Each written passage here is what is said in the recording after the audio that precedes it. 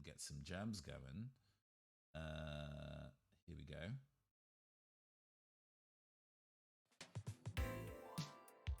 Raspberries are indeed superior anyway. We're going to go and check this against my voice. Turning that down. And then turning this up in my ears. Okay, that should be it. Let me know if the audio needs further adjusting, but at least looking at waveforms, this should balance pretty well. Okay. Yeah. Now that we're on hobby screen and you can see my antique gold nails that were painted today. Ooh. I've also moved the camera. Sounds good. Fantastic. Sounds good. What I previously had my camera positioned over there looking back at me. This way is a bit more of an over-the-shoulder-y kind of view. Means that we get a bit of an angle to the playmat here, but that's the crafting mat, but that's probably not a huge deal. I am having to reach, whoa, God, like that. I'm so sorry. I am having to reach around the camera a little bit to work. Oh gosh, the fact that that is threatening to fall over is not encouraging. Gosh. But we'll see how we do. If it gets in the way too much, I may have to move it again. But we're experimenting. Ideally, I would want to find something that I can like clamp to my desk and be like an overhead camera. But unfortunately, I don't have the hardware to be able to do that sensibly. So we're making do. We're making do. Country girls make do. But yes, to kind of show up close to the things that I've recently been painting. Mini mid paint. Fortunately, this is the crafting stream and not the painting stream. It may still happen anyway. We'll see. But what I've been painting recently is this Psylocke from Marvel Crisis Protocol. I really like how the wet look leather and how that kind of came out, the latex that she's in. The energy blast on the side has like a shimmer paint in it, so it goes pink-orange, which I quite like. We also have Emma Frost, who has been an experiment in kind of painting white, but also not white. You can see a lot of this is technically grey, but using under hints of purple and over hints of like yellow to kind of suggest a white, even though it's not literally done all in white paint. Actually, painting in white is quite hard because it can be quite patchy if you do it wrong. The base is kind of like this copper verdigris kind of thing. And then Emma Frost has like a diamond form, which I've also painted and made sure that that is as shimmery as I could get it. The base also being in a shimmer. And the cape. This one is a bit more textured in terms of how the cape came out. But these were some difficult work, but they came out nice. I really like these. Also, in terms of, I guess, sort of theming what we're going to be making today, I have been making some musical robot fellas. If you know much about Warhammer 40k, these are Adeptus Mechanicus units that I have re-engineered to have like musical themed weapons. So this weird gun is not the gun it normally comes with, but it has like a little keyboard on it and it's got like accordion bellows, and the gun head is actually like a speaker. I've changed out some of the heads to have kind of like a Gundam style head to some of them. I really like the kind of anime robot energy that has. I know very little about mini painting aside from what you see on those streams. I recently did see a video about the frost effect stuff you can use on models, and that looks real cool. Yes, the kind of texture paint that you can use for stuff like rust or snow or water effects and things like that. Really cool, really cool. I quite like doing urban environment stuff, so I don't really use those effect paints as much. Like I don't need to paint moss on anything if it's like a concrete environment. But every so often I see those fun effects paints and I go like, ooh. This character has like a rifle with guitar strings on it and like a big speaker in the end. The backpack is a little like turntable, that kind of silly shit. I really enjoy those, that kind of mashup of musical instruments when they're supposed to be like soldiers. Saw somebody use frost in a D20 insert. Oh, like being able to, the kind of like resin dice that have stuff suspended on the inside. Is that what you mean? Last but not least, before we actually get into some proper kit bashing, I painted this recently. What I've described as a cyber ghost. This isn't actually kit bashed. This kit is using a regular Warhammer Age of Sigmar like ghost kit, but I really wanted to make it look like it was manifesting from like low poly, you know, like a DS and PlayStation 1 games, and they're all made of really recognizable countable numbers of polygons. Thank you. I think it looks cool as well. But I was using like matte black for the inside and the bottom of the cape, and then like a gloss black purple for the top. So there's like a contrast between matte and gloss and light and dark. And there's kind of like a rainbow effect on the trim of the cape. And of course, because it's me, it responds to black light. So the you can see that the weights that it's swinging around and the trim on the cape all have a UV light glow effect. Yeah. The way it kind of like suspends from this little from the base is really cool. It turned out really nice. I'm really happy with this. It's quite a difficult experiment. I hadn't really done much like it before. So it was definitely a process of getting me to try something new, but I learned a lot in painting it. So I'm hoping that the lessons learned from it will be useful in painting these guys. I'm probably going to use some of the ideas from painting that and painting these. Hey, Callahan, thank you so much. That's very kind of you to say. Welcome. I hope you're doing well. I hope you're having a good weekend. That's enough rambling of some of the stuff I've previously been painting. Let's go and make a new thing, shall we? So this little bit here is a big like vid screen on a stick. It like comes with a stick that you attach it to like this. So it's a staff with a bunch of screens on it. And I was like, that's really cool. I really love that as an idea, that somebody might have a gigantic set of glowing signs as a weapon. But also the Clockwork Angels, this bad bitch here, legs for days. Look at her. Oh my gosh.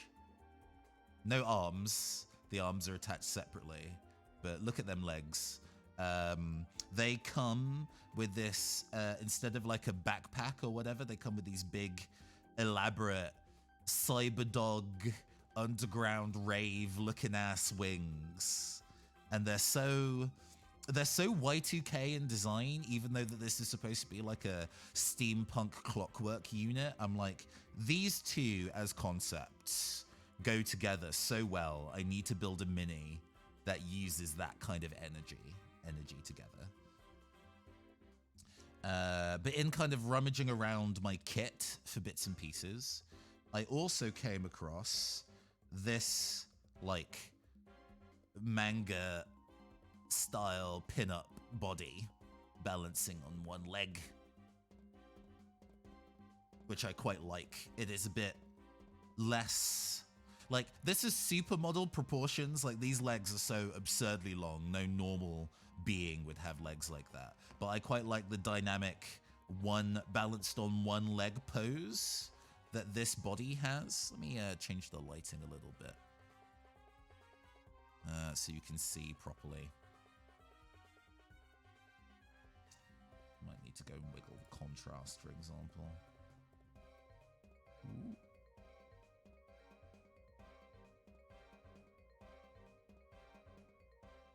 Let me go and adjust that. There we go. So you can kind of see it a bit better.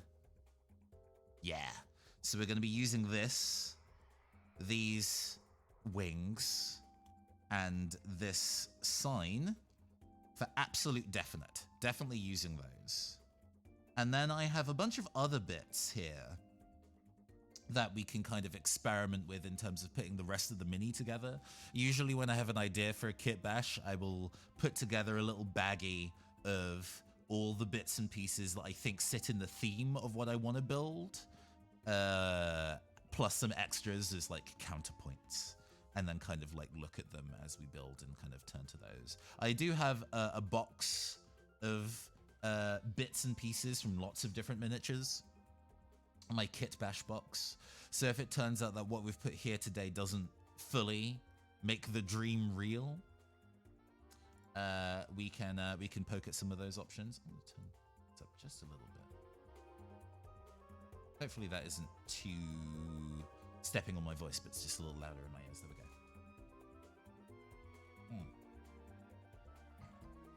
In particular, I am currently torn on whether we are going with another kind of like Gundam style head, or this kind of Daft Punk looking helmet. I quite like the Daft Punk helmet. It might be a little too big for the body. As it currently sits, that neck is quite small. But we can make alterations to make it fit.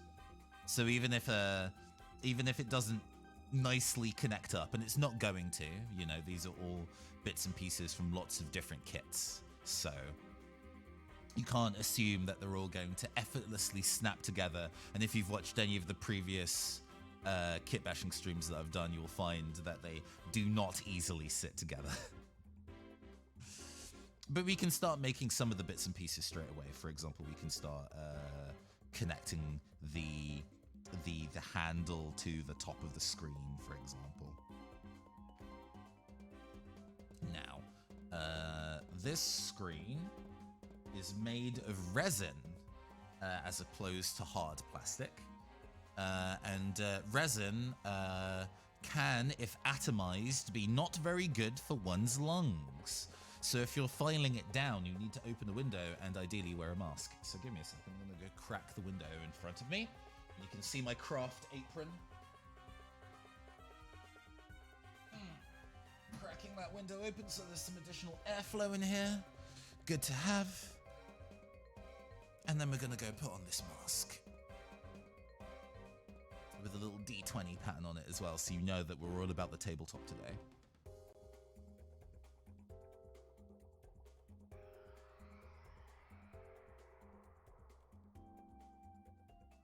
I realize I'm going to be more muffled like this, so I apologize. Do let me know if I need to turn up my audio if I'm too muffled and you can't hear me. But this should probably still be okay. Right. So we're going to, again, I might just have to work this side. Hopefully this isn't too crowded. You can still see what I'm doing. I'm good. Cool. We love proper, man. Early on, when I was working with resin minis and I didn't know that filing it was bad for your health, was working on them all day and building some stuff and then being like, why is breathing painful? So after that experience, I'm kind of like, okay, we're gonna take a little bit more care in looking after myself for these, because, you know, if I fuck up my lungs, I can't keep doing these. So we gotta. You got to look after yourself properly. Safety first. So filing the bottom of that, just making sure that that looks nice and flat, but also that there is a gritty enough surface for the super glue to adhere to. Likewise,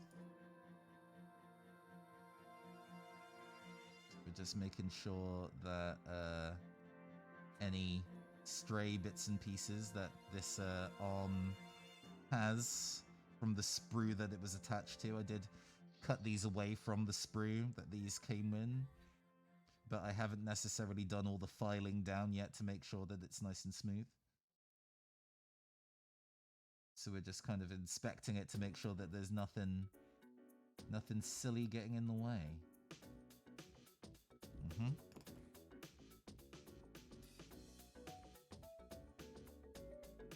I don't need the heavy grit file. I just need the light grit file to kind of remove some of that. There we go. That's much smoother now. Excellent. So we are our first gluing is going to be getting these to sit together. And at the back, you can see that there's some wires at the back of the. You can see that there's some wires at the back of the monitor here. We need to make sure that they line up properly with the wires at the back of this, and sit properly like that. So we're gonna get that going. We have our super glue. You don't need fancy super glue. I just have some Loctite. You can tell I've used it a lot because it's scratched to shit.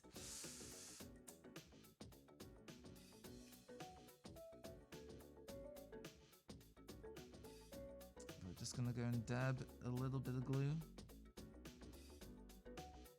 on that.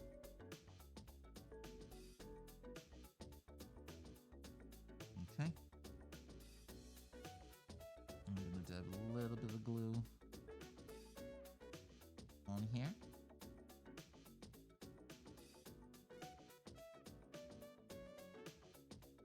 Okay. And then we're gonna get these lined up.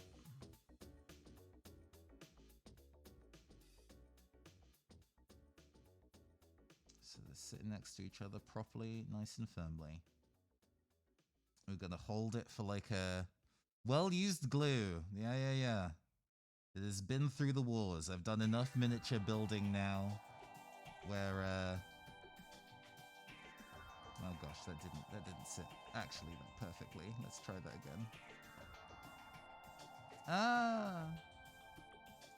Here I was trying really hard to get it to sit right and it's already going wrong. Why is it not quite sitting how I would like it? Do I need to... This is where it needs to be. There we go. Right, we're going to let that cure. Now that they're actually against each other, it's going to be a little malleable or movable for a while until it sets. So we're just going to gently put that over here. And let that set and let that cure. One of the things we know we're definitely going to be doing. You can tell I've tried to use this mini before. There's like super glue on the shoulders and stuff that needs to be filed away a little bit. But that's fine because we're going to be bashing it with some other bits and pieces.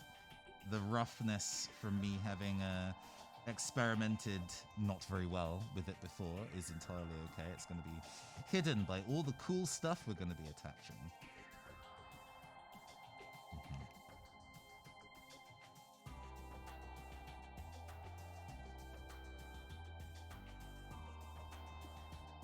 Using these files to both get rid of any stray bits that aren't supposed to be there. And also smoothing out any roughness.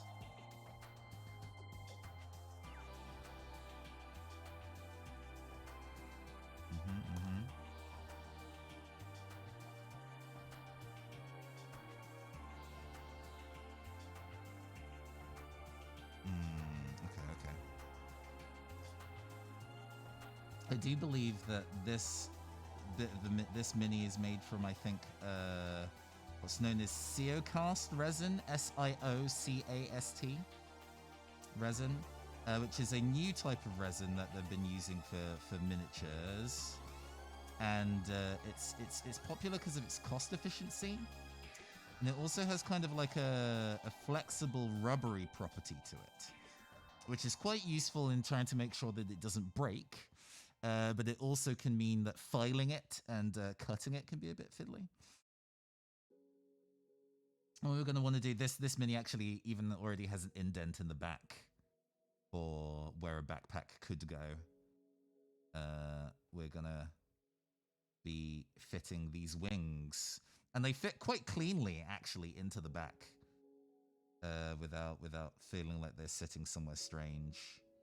You can see that they, if you look from the top view, they actually sit quite nicely with each other there.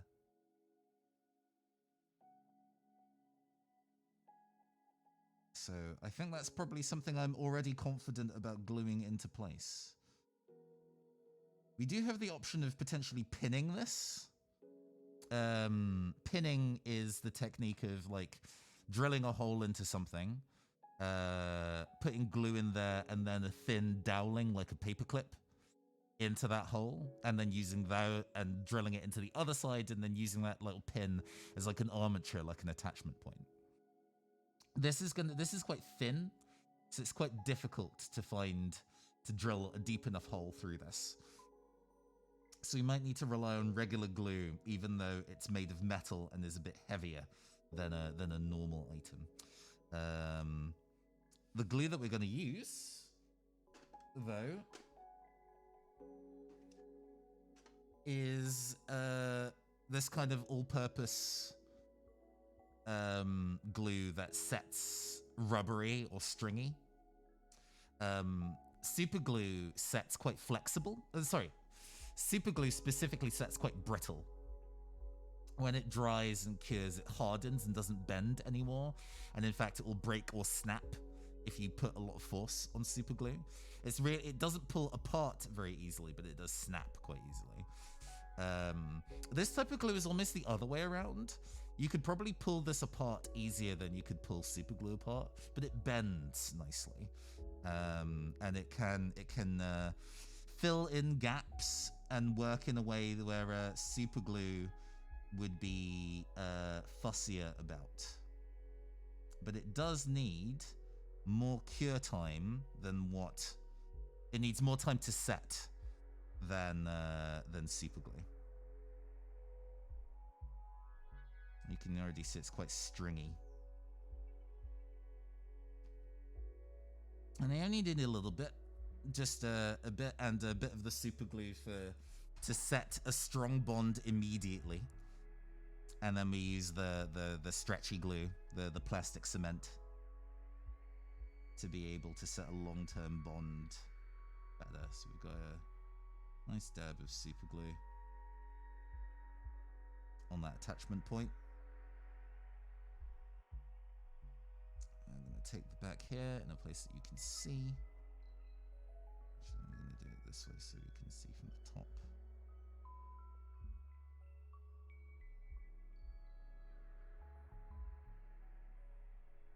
Oh, whoops. Yeah, the point of holding it and letting it fall apart. You got to make sure you hold it there for quite a while so it actually stays there is the thing. But also staying there at the angle that you want, because obviously if you set it wrong, then you're going to be in for big trouble. So we're just gonna press this here for a while. Well, while we're pressing it here, yeah, Krypton, you were telling me about how your weekend went with the growing stuff. If you're still around, Callahan, how's your weekend been so far? What have you been up to? You've also been making some minis. Getting up to mischief. Please tell me it's not stuck to my finger. It's not. Excellent. But this also means that I can hold it in this hand. Take the mask off briefly and take a sip of coffee. Mm-hmm. Actually, we're not filing anything right now, so I'll keep it on my chin. Oh my gosh, I love these wings. Like I said, these wings are so like Cyberdog Y2K styly. I love that. Obnoxious. Trying under the weather, trying to get trip back to Chicago. Oh, I see. Sorry you're feeling under the weather. But I'm glad you're taking the time to go and rest up and relax and hang out with me. Always love it when people take the time to hang out with moi. I've never been to Chicago, actually, although I am actually planning on visiting this year. I've never been to the US before, strangely enough, and it's a thing that's been on kind of a bit of a bucket list to do for a very long time. So I'm looking forward to. But yeah, you got to take care of yourself. It's important. That has sat quite nicely. She's got that going on. This seems to have set itself reasonably. Cool. An interesting thing we're going to need to do is this body has a little bit of a forearm on the right-hand side. Oh, thank you. And this already has a forearm in as well.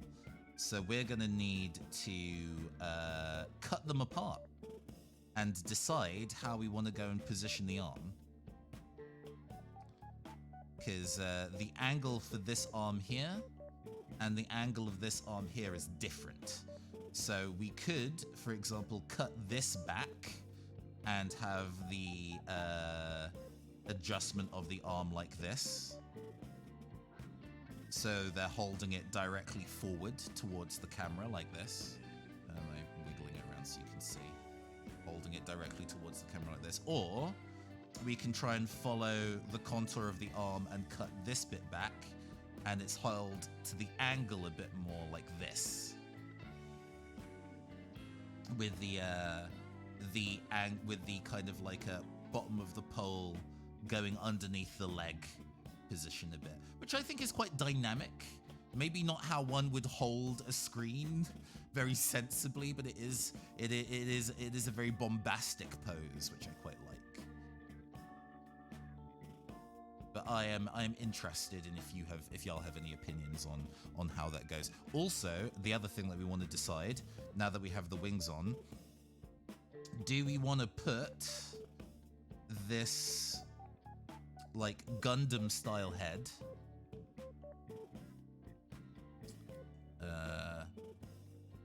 finding a surface you can kind of see. I might need to go and change the focus a little bit, but you can kind of see a Gundam style head on the body.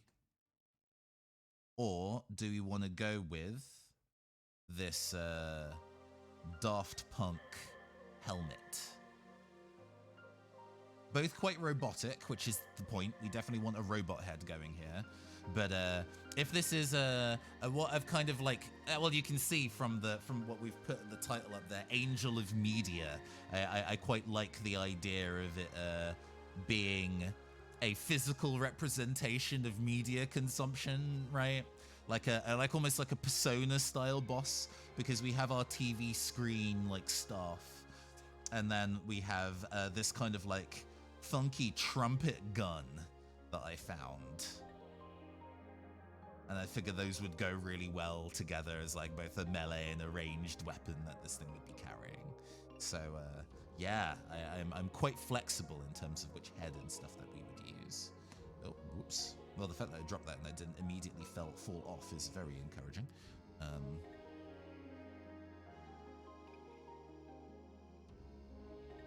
I think regardless of what I do, I'm going to have to drill out the neck slightly so it has more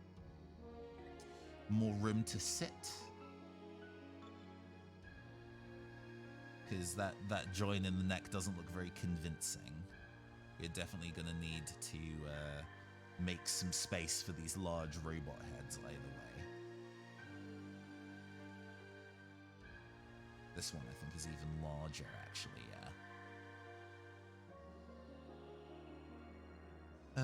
Shall we do that first? Because that's something we're going to have to do either way. So we can go and take a...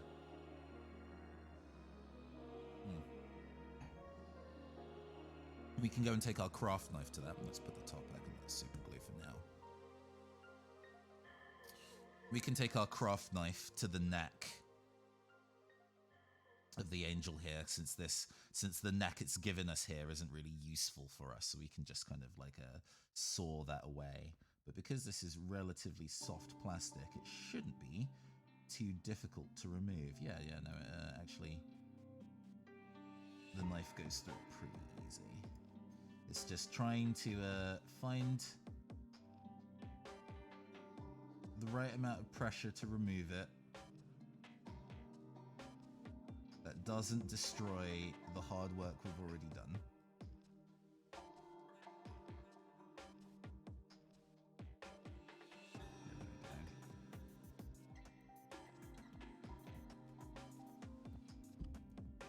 Intuition is right to go with the Daft Punk helmet. Oh, okay. Yeah. Into it.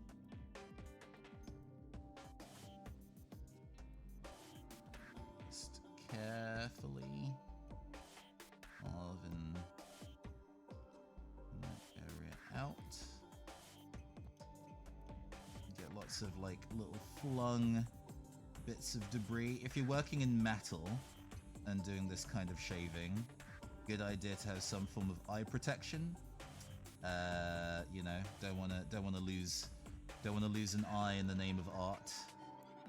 My partner actually, who uses like hard contact lenses, once had a piece of a thing that he was working on fly off when he was cutting it away, and his contact lenses caught it, splitting the contact lens in half, but protecting his eye, which is so incredibly metal and also so incredibly lucky. I'm very glad he didn't lose his eyesight that day.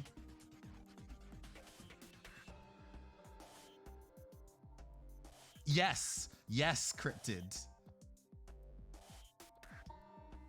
In just trying to kind of like clip away something on the metal miniature, managed to almost lose an eye in the line of duty.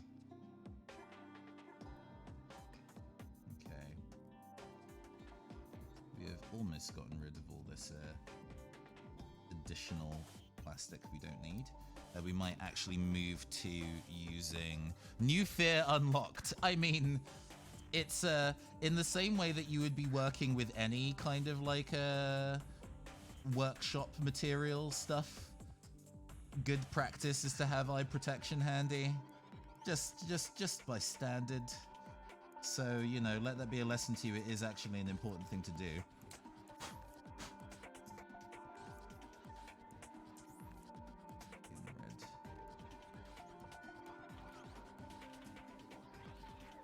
There's a little bit of super glue on the neck from when I was experimenting with this last, but that should already be carved away enough where we might need to actually go and drill a hole, or more sensibly actually file down the bottom of the head.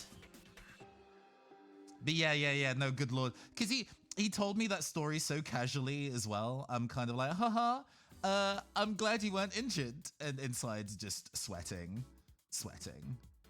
Okay. Right, thinking of the best way to make sure that we proceed with all the bits and pieces we need to. Do I want to fuss with the top of that anymore? I might get my pin vise and change out the drill bit for a thicker one and drill into the neck a little.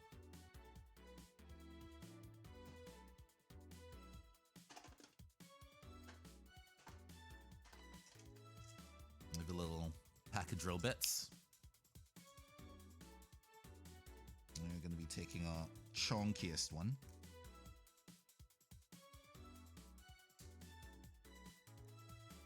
Like, it's quite funny. If you saw a drill bit like this, you're like, oh, that's quite a thin drill bit.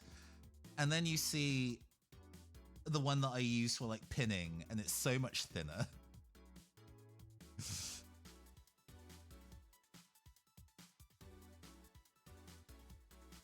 Okay, we open up the pin vise and put this drill bit inside.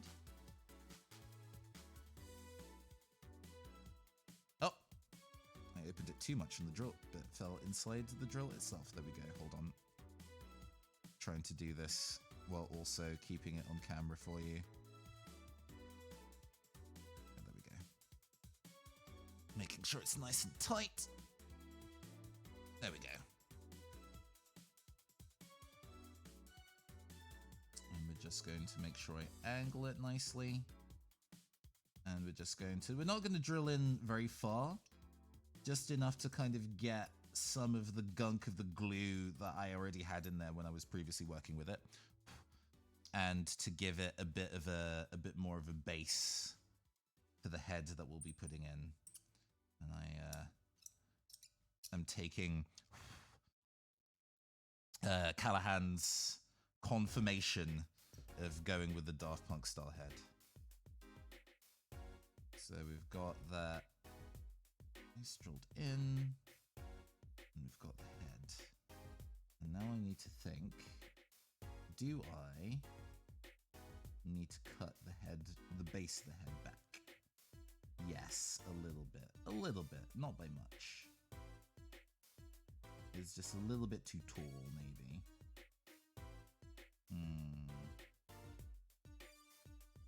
Sorry that my fingers are in the way, so you can't quite see.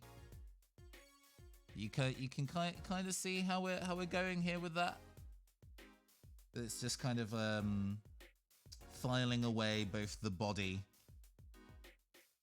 and the head, so there is enough room to put it there. But I think we're almost there. Just need a little bit more filing, I think, this way.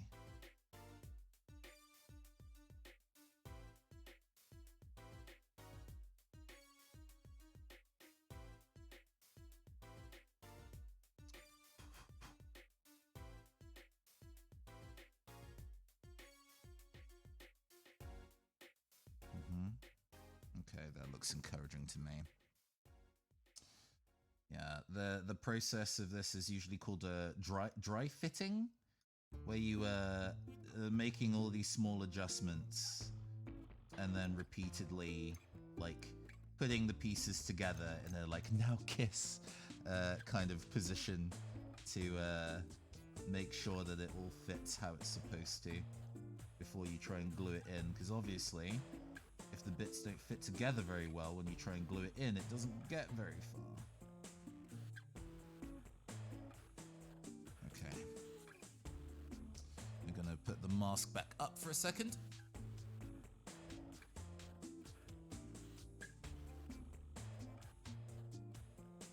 And use my larger nail file to file down the nub of this neck a little bit so it's a bit flatter.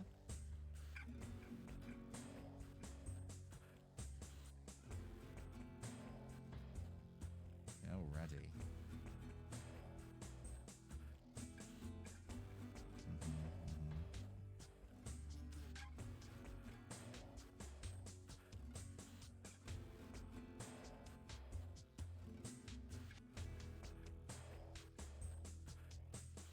It's proving to be a very dusty resin, so I'm glad I have my mask on.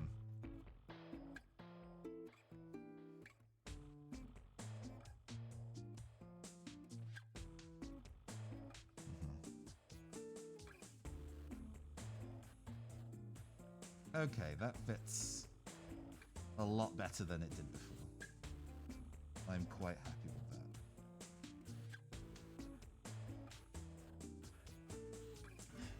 that. Now. Yeah, no. That was kind of like, okay, one of the questions is all going to be like, oh, what direction is the head going to be? Because obviously once I glue that in, that's going to be kind of set in stone, right? But I think, especially if this is going to be like an angel-style character, they're going to be looking like directly forward, staring into the eyes of whoever they're facing down.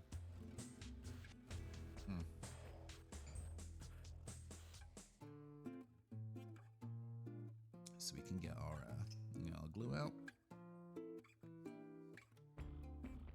It's a bit moment of truth here, but that is okay.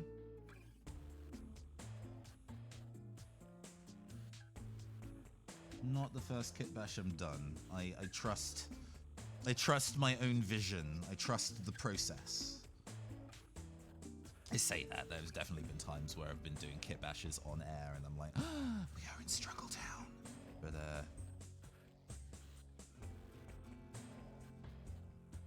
think we have it first try here. The most important thing, though, is making sure that the head sets straight.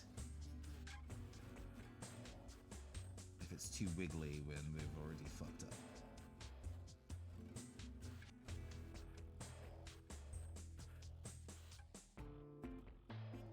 Okay. We have a head. You can say. It's actually quite large, but I don't dislike that. That kind of cartoony proportion, I think, will go nicely with the giant screen that we're going to be attaching as well. Yeah, cool. We're going to let that cure. The next little bit that we need to do is the other arm. So I have this gun arm that I know is going to go and fit this model because they're from the same kit. So that body and this arm is from the same kit. It was like a Kickstarter that I backed a little while ago that's like, oh, interchangeable parts for Cyberpunk minis. And they were all pretty reasonable. You know, the designs were pretty cool, pretty broad. But I'm not comfortable shouting them out because when I was doing my backer rewards and, you know, getting it shipped to my house and all of that, one of the additional backer rewards was to buy some NFTs. And I was like, well, I've already paid for these. These things are already coming to my house. So I can't not give you any custom at this point. And I do actually kind of want the bits, but I can sure as fuck not shout you out. So, yeah. Nah. So, but hey, you can definitely get bits and pieces like this in 3D printing. You don't necessarily need to back this particular brand to do this kind of idea. But I know that this arm would go with this body quite nicely because they're part of the same kit. And where was the trumpet gun? The trumpet gun is here. So what we're going to need to do is that this gun already has a handle. You can see the handle here. So we're going to be cutting off this handle and cutting off the top of this gun and then making sure that they connect up together. This one I might actually do using pinning to make sure that it will definitely hold in place. So first things first, let's get rid of the top of this puny little, I guess like, is it an Uzi, this style of gun? I don't really know too much about guns, to be honest with you. But either way, it needs to go. We do not need it. So I will cut it away.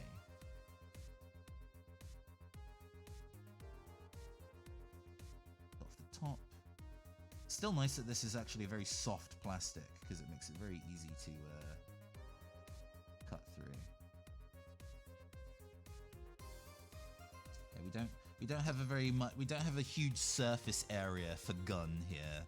So we're going to have to be trying to do our best to make sure that the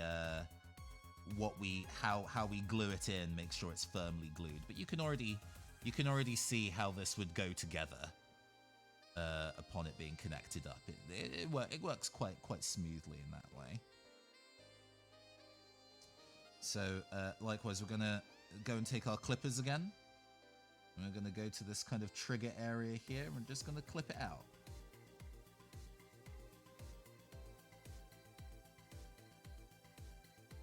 Goodbye. Make sure we don't lose the bits. Gonna put those in the trash, otherwise they're just gonna be scattered across my floor, and I would rather not. And we're gonna use our craft knife to just scrape away at some of that edge that was left behind. You should probably file it down as well, actually. Really make sure it's gone.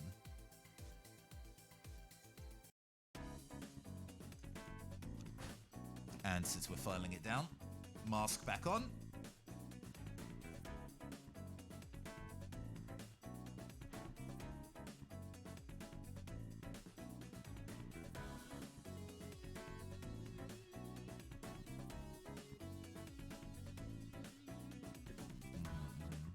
I'm not removing anything that's part of the design here. Good. Just down so it's nice and flat and ready to take super glue.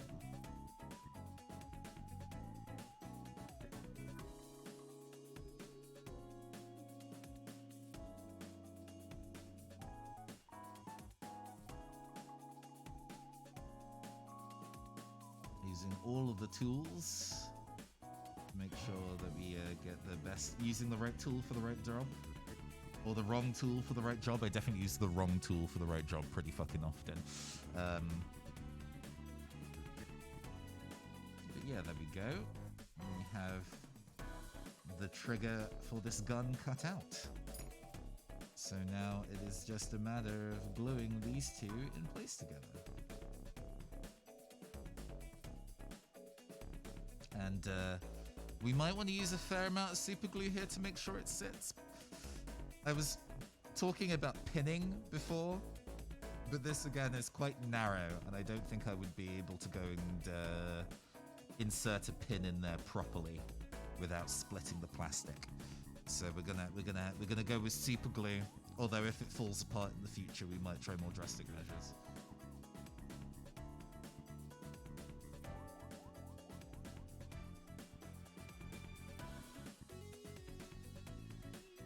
We have our super glue on the gun.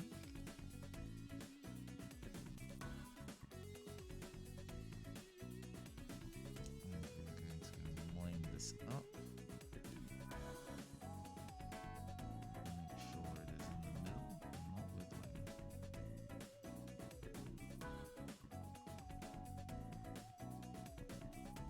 Ah, gosh.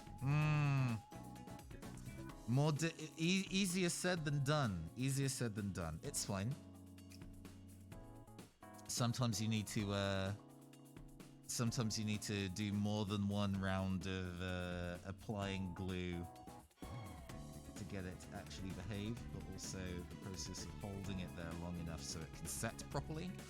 Ideally, when you stick it together, you get it in the right place the first time, because wiggling it means it tends to not actually set very well or attach very well.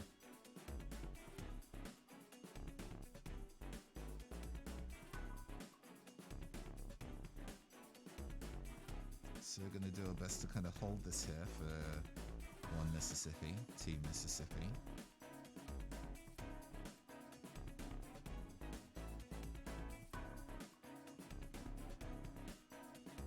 Yeah, once you hold it for about 10 seconds, it tends to be in a place where you can let go, as long as it's not too heavy. And that seems to be pretty well aligned and attached. We're gonna go let that cure. All right, we're almost done, actually. It's mostly the process of attaching arms soon and then getting it onto a good base and everything. But let's go through, because I got all these additional bits and pieces. We might try and add some of these additional bits and pieces too. But I was having a think about how we want to go and do this, especially since we have the head now. We can think much harder about how we want to. I think I do want to go for this style of how the thing is being held. It's being held at an angle like this, which means we're going to need to get rid of this bicep on this tool here.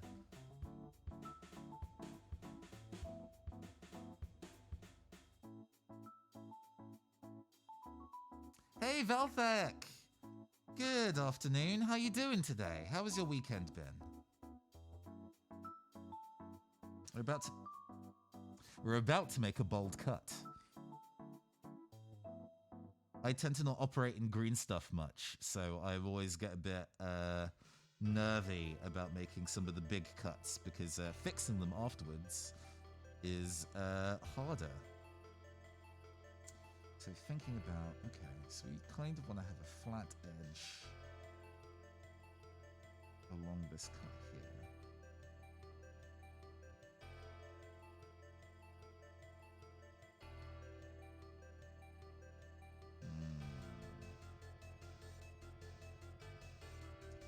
Finding a good place to cut it. It's not going to slip. There we go. We got it. We got it. We got it. We got it. We got it. We got it. We got it. We got it. We got it. Okay, cut. It's cut. Doing good. Nice and relaxed. Excellent. Glad to hear that you're having a nice, relaxed one.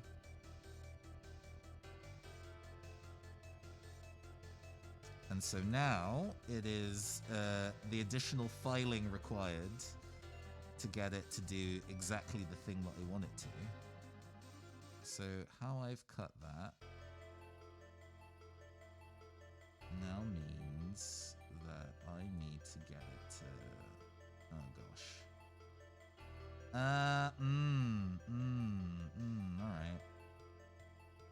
I might need to shave away at this part of the arm a little bit to get it to sit fully correctly. But that's okay, I can do that.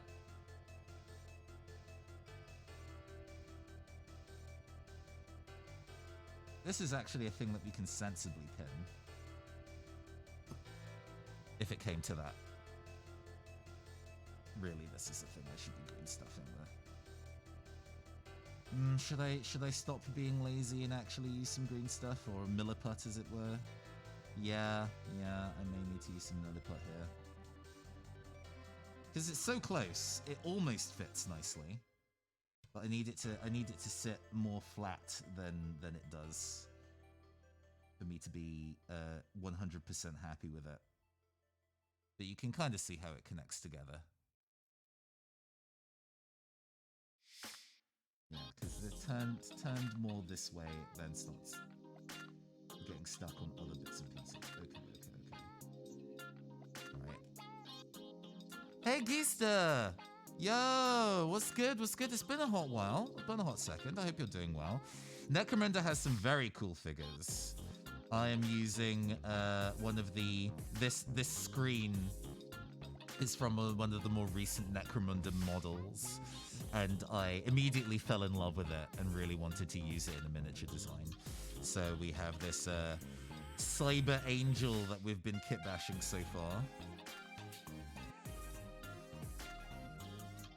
And we're just getting the arms on for it, and then we're going to be deciding on basing materials and bits and pieces. But unfortunately, this arm is the trickiest part of the project so far in terms of getting it to fit. Decals? Oh, for the screen? I think I'm gonna... I'm not necessarily one for doing lots of free-form painting. I might get some... I might decoupage some washi tape across these for patterns. That might be a pretty easy way of making that happen. I kind of want to do something quite synth-wavy or cyberpunky, and I do have the bits and pieces for that to be able to happen.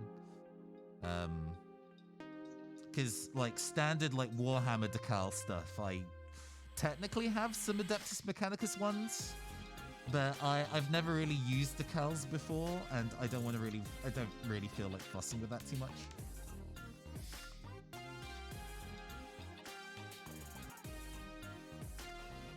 But at the moment we are in adjusting for fit hell. Knew I'd have a plan. Yeah. You gotta trust in the creative vision, my friend. Okay. Sorry, bear with me while I do some additional fiddling too. I see. In terms of the elbow. Alright, so I can get this going. But what it requires of me is to file down the back of this. Make sure this corner is much smoother. So let's get that going.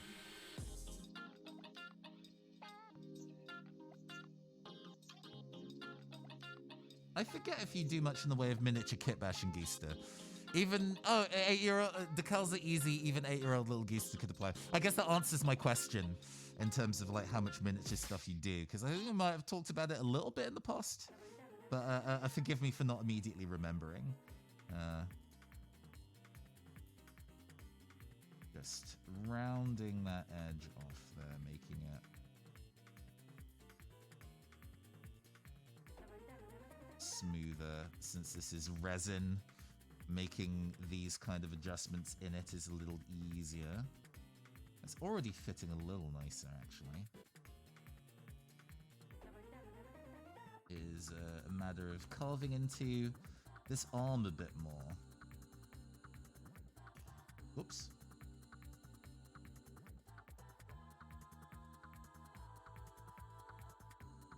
God, the way the backpack wiggles when I hold it is not encouraging. I should not hold it too hard. But yeah, we want to carve out essentially an elbow joint in this here so we can glue our arm in nice and easy. I hope you're able to see it. Not a ton of kit bashing, done fine scale in minis. Nice! I mean, I guess I've been doing this as one of my hobbies for a while now, and I'm starting to kind of get better at it. But I still feel pretty new in the process, right? Especially compared to people who have clearly got some big skills for it, like Valthek. Valthek does whole commissions and stuff, and his paint jobs are really, really nice. I really like the work that Valthek does. Very smooth results, and has a really interesting choice of minis to paint as well. I think that's really cool. But I'm still on my journey. I'm still learning and growing. There we go. That fits actually real fucking nice. Yeah. Yeah. Sick. Okay. That took a lot less work than I was expecting. SR-71 model rocket kit. Nice. I have like a weird sense memory of like having a gunpla kit when I was a tiny kid, not understanding what it was. I was super into Power Rangers, so I think my dad got me like a anime robot model kit when I was like 8, and neither of us really knew what to do with it. We did manage to build it in the end, so, but I don't really remember what it is much anymore. I think it had like a motor in it, so it could walk as well. It like did a little marching walk, which, you know, modern gunpla doesn't do. So it's kind of wild that we were able to find something like that in the 90s in the UK. Yeah, no, I'm very happy with how those bits sit together. That came together nice. All right, let's get some motherfucking glue on that. What? Remove this and take another sip of coffee.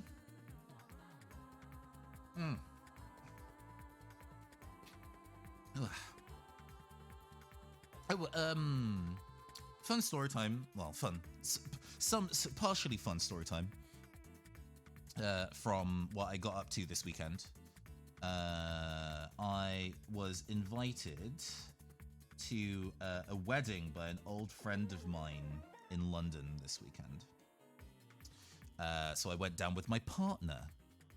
Oh gosh, I love this thing. The volume in it is absolutely massive. This holds like a pint of tea. It's so good. So I used to live in London before moving to current city. So it was a fun opportunity to show my partner around parts of central London that I used to frequent as a kid, and and then as an adult, like the hobby shops and things like that I go to when I'm in London for bits and pieces. No. Hold still. We're gonna hold that there for 10 seconds or so. So we went to. I showed him Dark Sphere in London, which I think is like the biggest hobby and gaming shop in London. Just the one. You'd think there would be more. There are more hobby shops than that, but it's definitely the biggest one. And that place is pretty good for being able to like poke around in and find weird tiny bits of pieces for miniature stuff. Oh, Orc's Nest. Orc's Nest is cool as well. Orc's Nest is actually really easy to get to. Orc's Nest is in the centre of London, so if you can get to Tottenham Court Road Station, it is literally like a less than 10-minute walk from Tottenham Court Road Station. But it is tiny. So, oh, you live in current city? Ah, gotcha. They're tiny, but they're really good. They have lots of board games downstairs, and then a handful of like hardback tabletop RPGs and stuff upstairs. And they do a really cool thing where if you buy one of the hardback or any of the like physical copy war games or tabletop RPGs, they send you the PDF for free, which I think is really, really cool. It can be annoying to be in a circumstance where you get a game in physical, and then because of whatever circumstance, you then have to buy the game again. Looking at you, Dungeons and Dragons. D&D Beyond is a scam. They're never going to sponsor me, so I'm allowed to say things like this. This is the correct way to sell physical books, exactly. But yeah, they're really nice. In an environment where supporting mom and pop, maybe not literal mom and pop in that kind of circumstance, but independent booksellers and game sellers in an environment where you can buy most things online. Orcs Nest is cool. Yeah, when I lived in London, I visited there a lot. When I was actively playing Android Netrunner, I was buying all my cards from there, for example. So, you know, give them support if you're around, but they're very small, very, very small. If you go on a day where it's busy, it's going to be packed full of other people and you have to like physically wiggle around them, and it's awkward. But Dark Sphere, which are in Shepherd's Bush, they used to be in Waterloo Station, near Waterloo Station, but they're now on the west side of town, have all sorts of bits and pieces. So I always kind of leave with something strange every time. So last I was there, I found these acrylic cut. Actually, it's probably better to show on this. These kind of acrylic cut bases with a hex grid in them. And I'm like, that's sick. I could use these. Or from the same kind of brand, these like base toppers with kind of circuitry design. And then also a bunch of like resin, like gems that I could use as basing material. Just weird, cool shit. A hex grid, that's how you know it's sci-fi. Exactly. But also hexagons are my favorite shape. You know, I specifically, I showed this on camera earlier, but I'll pull it back in while I'm waiting for this to set nicely. Please don't break. I promise. Oh, don't break. I'll cry if you break. There we go. This ghost that I recently painted, I changed the base out for a chunky hexagon one because, hey, now you know it's sci-fi and not a high fantasy ghost. You know? Yeah.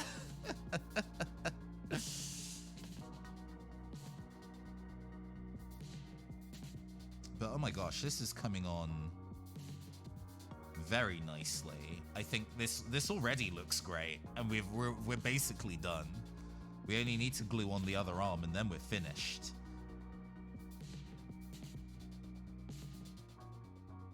Squares for fantasy, hex for sci-fi. That's how it works. Them's the rules. So since this arm is compatible with that one, I just need to go and put some glue on here and then it'll set nice and easy. Nice and easy. Potentially famous last words.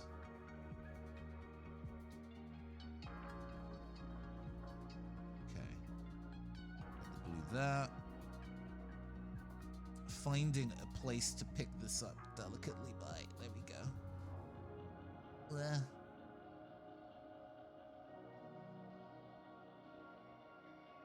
It's maybe a bit of a big of a blob of super glue there, but we'll make our way through. Sometimes it's okay to be overzealous with the super glue. Sometimes it's allowed. And then we're gonna decide on the angle.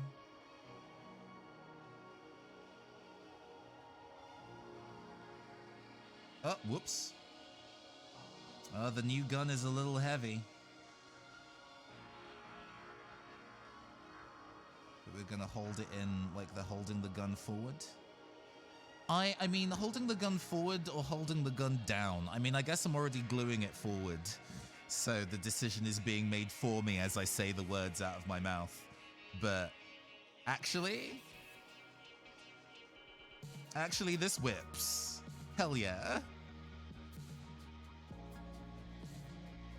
Hell yeah. I am so happy with this. This actually came out real nice. Sometimes these kit bashes are a lot more difficult than this.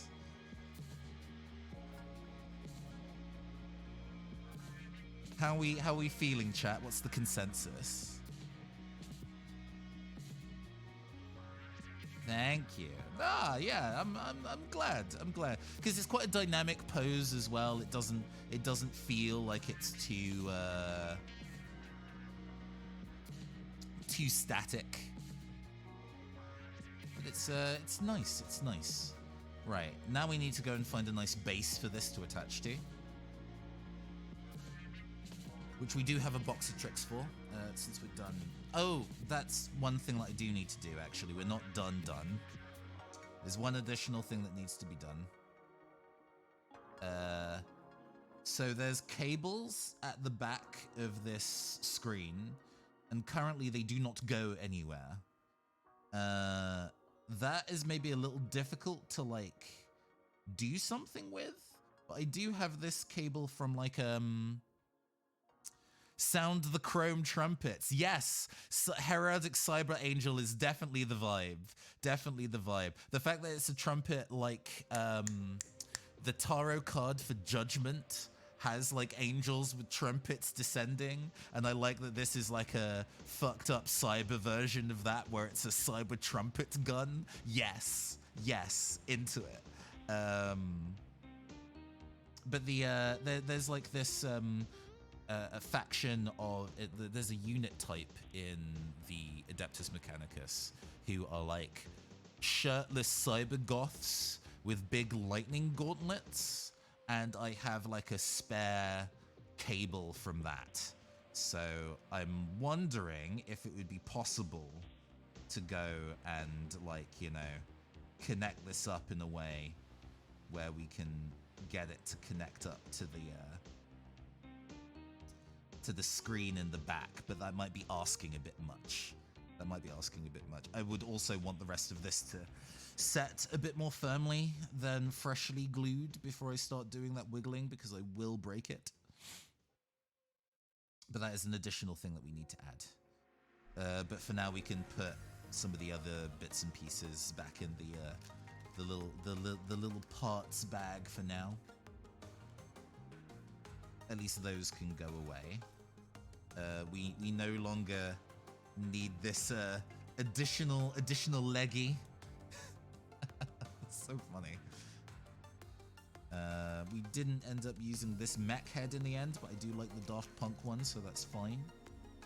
I do have these little like speaker things that are supposed to like go on the side of like noise marine vehicles, but these might be fun things to go and attach to whatever base we decide upon. We also have these little noise marine shoulders as well, but I think our Cyber Angel is already a little bit too stacked for that. This might be a useful, might be a cool drone. Ooh, I've never really built like a drone unit before. That might be a fun thing to experiment with making. Hold on a second. Let us get to the bases. Because I have a box of fancy bases that I use. What?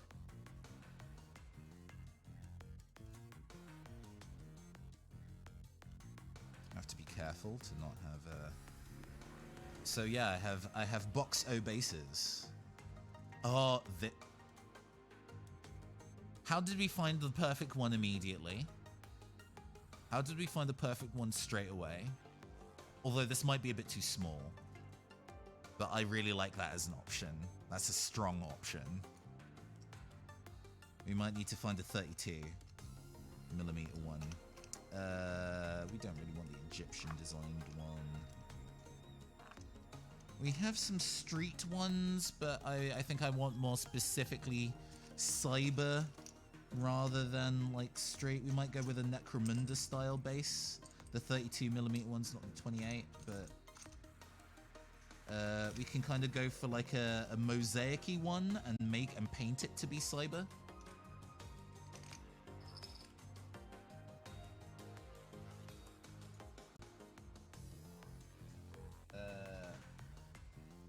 she could end up being a bit top heavy. Yeah.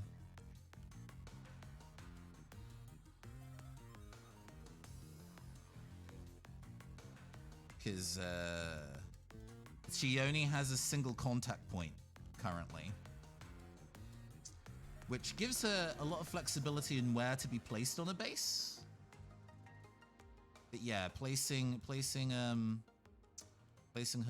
on this would be very cool, but also might out. I've never been a fan of making the base like too small for the mini. Like if there's so many things that are poking off the base, it feels too small. So we might not end up going for the synth wavy one. This might work quite well actually as one, because I don't think that this doesn't overstep the edge too much. Oops, sorry.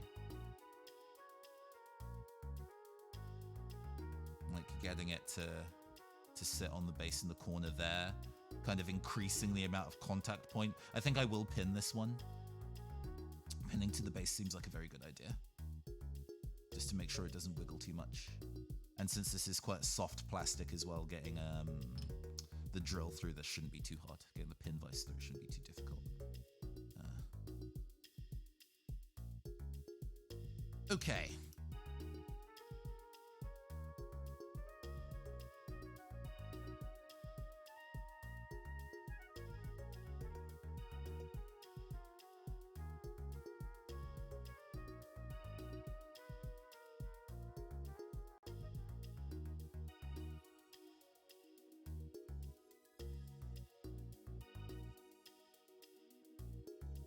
How resin holds up, but yeah, a rod through a leg for stability. Yeah. Because this is like, I think, CO cast resin. It's rubbery. It's quite flexible. So making sure that there is a nice and strong stability point there, I think, is going to be advisable, especially if we've got a lot of other things like these big metal wings being held up by just a single point. You feel me? It doesn't even actually have a heel to it. It's like standing on tippy toes.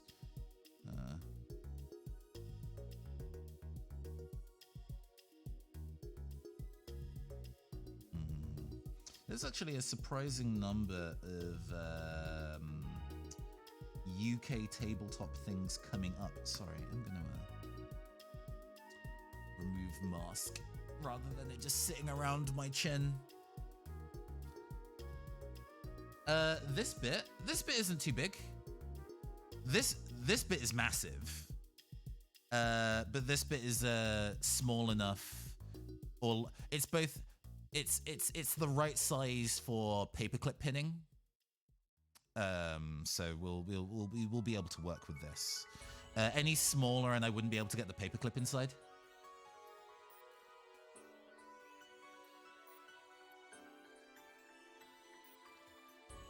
But it is a matter of I am actually going to use a craft knife real brief to score a starting mark so I don't wiggle too much. What was I saying? Oh, there's a surprising number of UK tabletop events coming up soon, like conventions. There's obviously UK Games Expo, which I'll be at, by the way. Would love to meet, because last year I hung out with a lot of other creators at UKGE. I mean, I do that every year, but mostly with tabletop ones rather than miniature. And it's always a good time. And I always relish the ability to go and hang out with more. Thinking of the best approach in terms of the straight line that I will need to do. I guess it's this. Alright. Ready for me. Yeah, that's in the right place too. But there's also Warhammer Fest at the end of this month, which is interesting. I've never been to like a dedicated Warhammer con, before. and I think that would be quite fun to attend.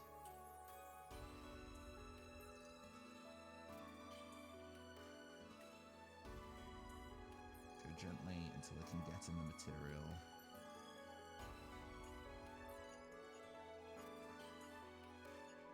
Okay, I think we're in the material now. Is this too... Oh gosh. Is that too close to one end? Maybe.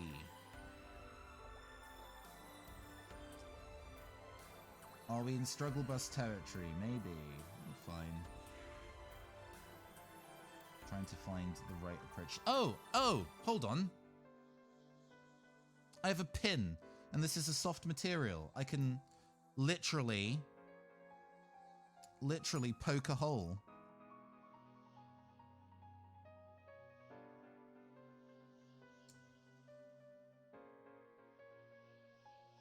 And try and angle that right in a way that you're probably not going to see on camera. I'm sorry. Right.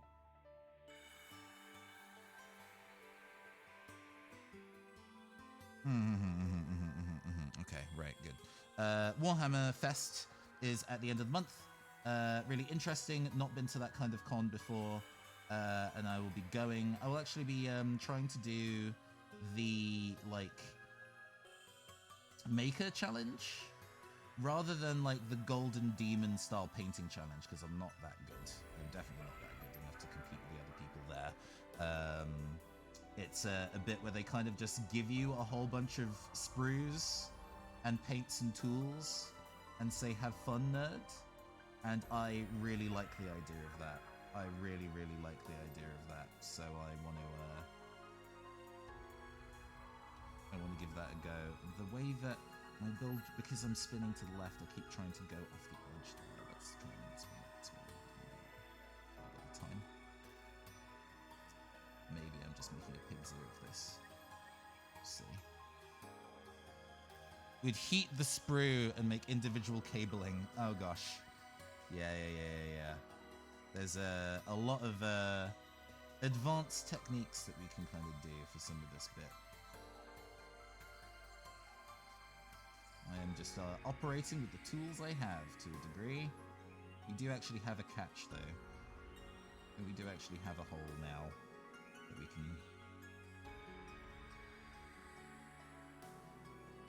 can... there is also Salute 2023 happening in London next weekend, which I won't be at, but kind of heard about. And it's like a big miniature wargaming thing.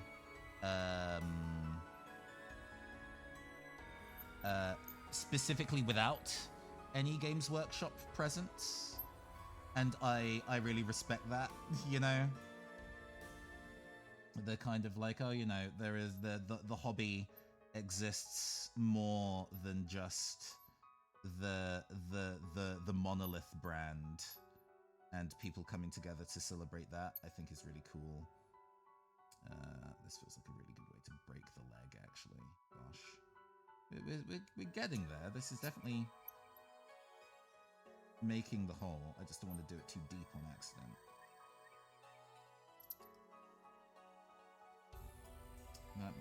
That might be enough. Might be.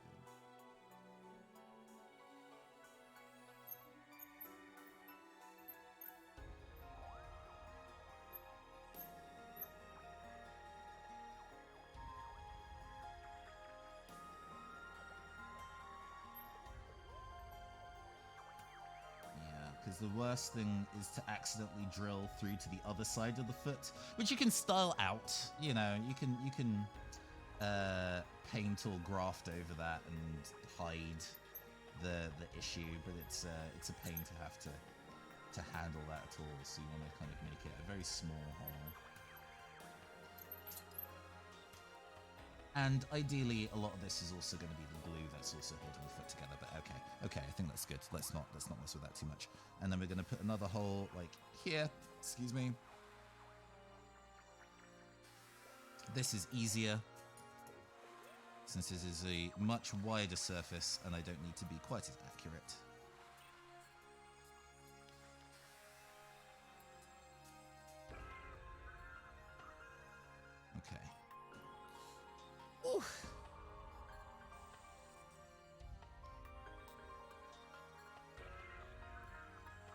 Okay. And drilling the hole through this, super easy. Don't worry, I know the perspective of the thing makes it look like it's going to hit my finger. I've angled it in a way where it's not going to. Safety first, kids, safety first.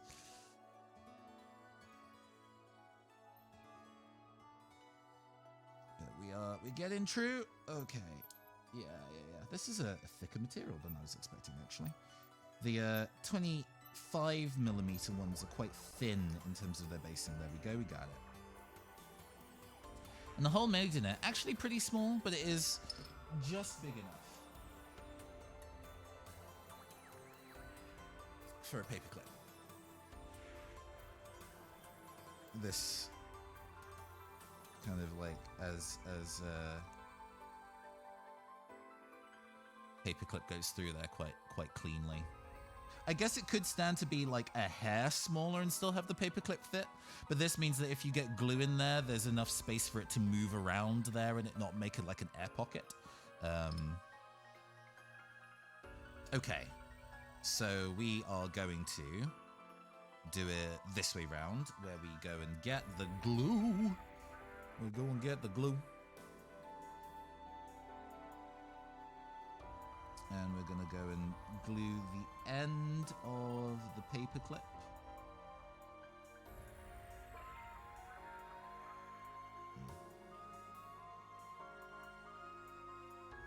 More than I intended to, but that's okay. And we're going to go and get the paperclip lodged inside the foot. Ow. Don't do this in real life, kids. You don't want to be like that one shot in Home... Is it Home Alone 1 or 2 where the dude steps on like a nail that's been glued upside down into the floor, like directly into his foot? Because that... Man, Jesus. Kevin McAllister is a fucking sociopath on reflection. I don't know how I watched that so much as a kid and was like, haha, funny criminals in pain. And as an adult, I'm like, this child needs to be stopped.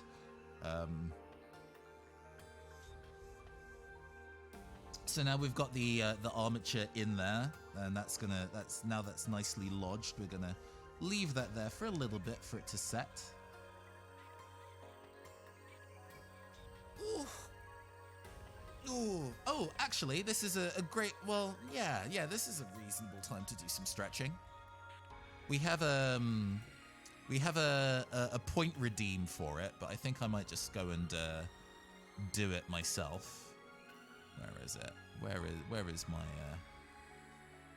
full stretch exercise? I'll redeem my own stretch exercise because I think we need it. I need it. Right, everybody. We've been working for an hour and a half. So now it's time to go and do some stretches. You all ready to do some stretches with me as well? Because I know that y'all also have been sitting here. Oh gosh. Right, we're gonna get our body into a kind of... We're gonna get our arms and our shoulders into kind of like a W shape. We're making a W shape with our arms, and we're gonna be turning our hands inside and out. What we're doing, the royal wave. Rather than waving our hand from side to side, we're twisting at the wrists. Oh, yeah. We can feel the tension in our wrists. And do it with our hands in fists as well.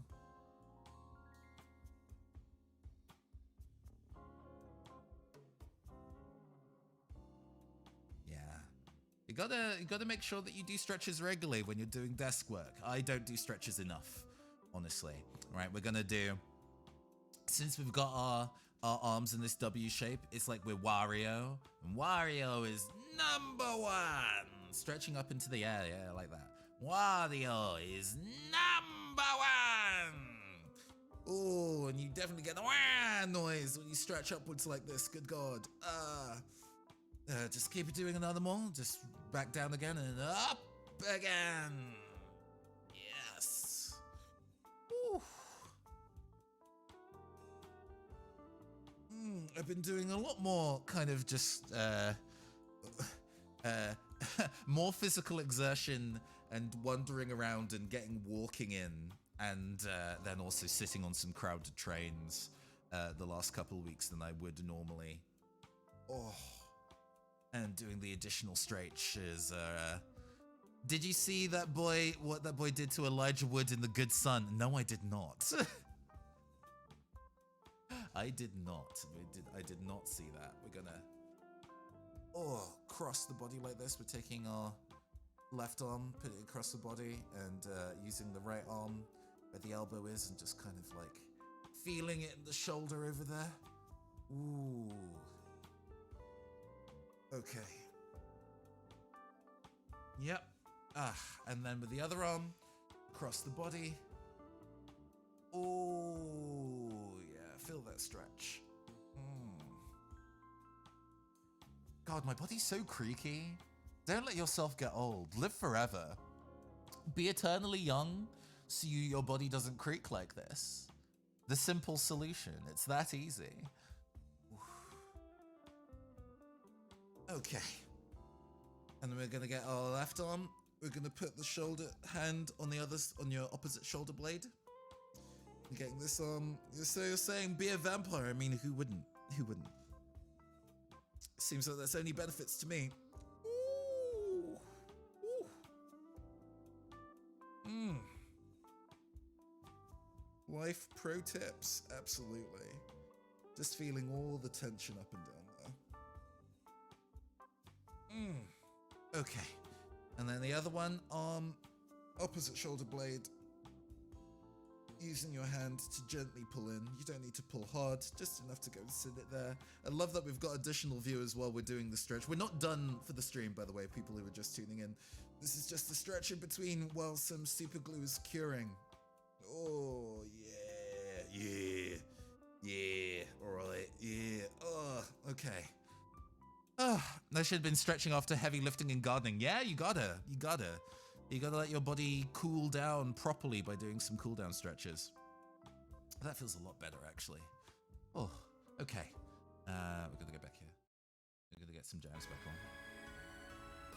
Power washing Friday and whoa, Saturday was a touch sore. Yeah. I enjoy going for really, really long walks.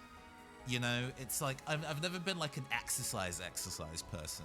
I'm sure, I don't know whether people would want to watch me play Ring Fit. I had Ring Fit in the past when it was new. I played it pretty regularly, but we were in lockdown, so it was like the only real exercise I was getting. I wasn't leaving the house that much, excuse me. But in recent times, scheduling time to go and specifically play Ring Fit, like get changed into clothes that I would be willing to sweat in and stuff like that, because I'm not going to do that in my regular clothes. And it was just like never finding time.